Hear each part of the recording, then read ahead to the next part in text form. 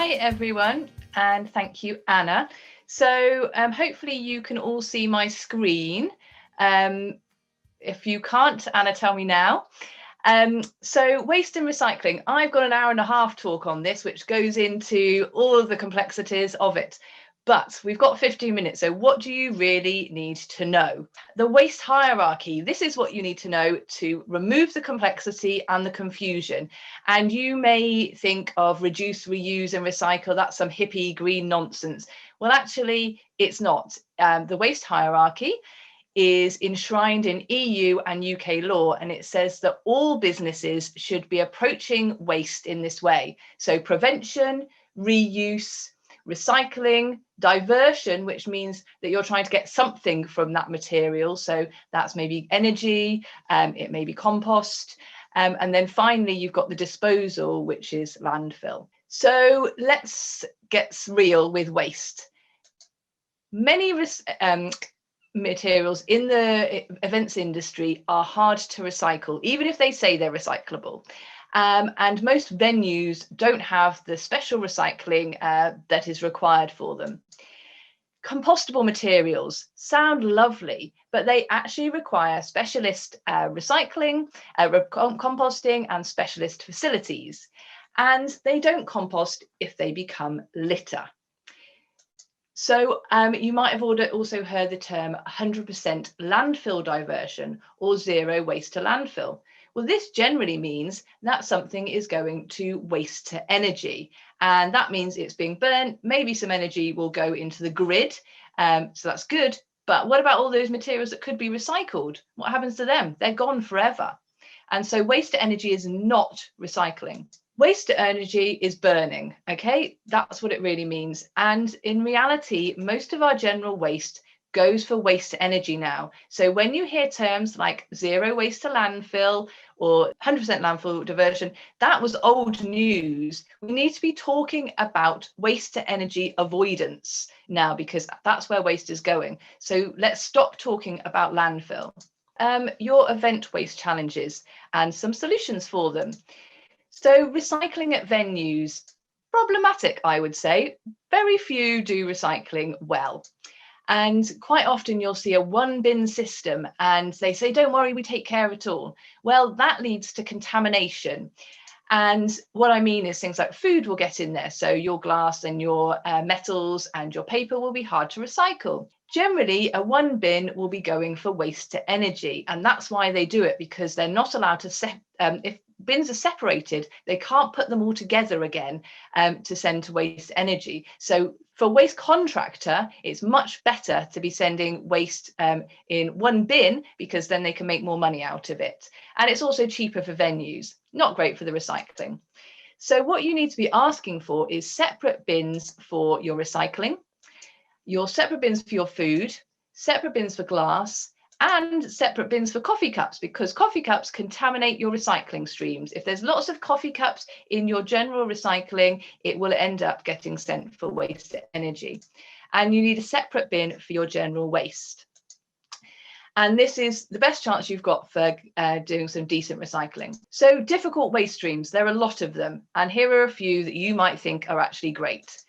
Compostable cups and bioplastics. No, they're not simple. They need a specialist compost collection.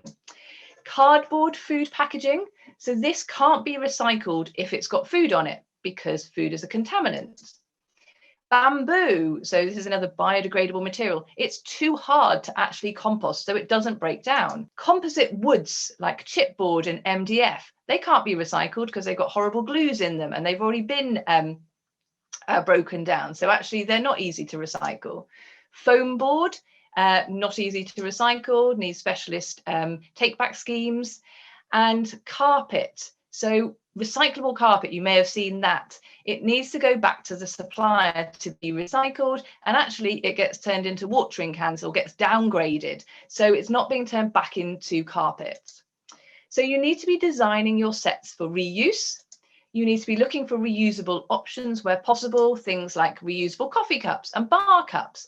And someone like Green Goblet offers these, and they offer them and they take them back and wash them, so you don't have to.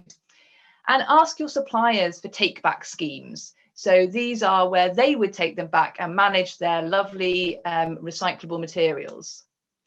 Another issue is your waste infrastructure, and venues are the worst for this because they provide bins that's like these ones in the top here, where you can't see the signs or what goes in them. That's not where people look. These ones here aren't put together. So what does that mean? The same material is in both bins. And then these ones here have got signs like organic. Well, what does organic mean?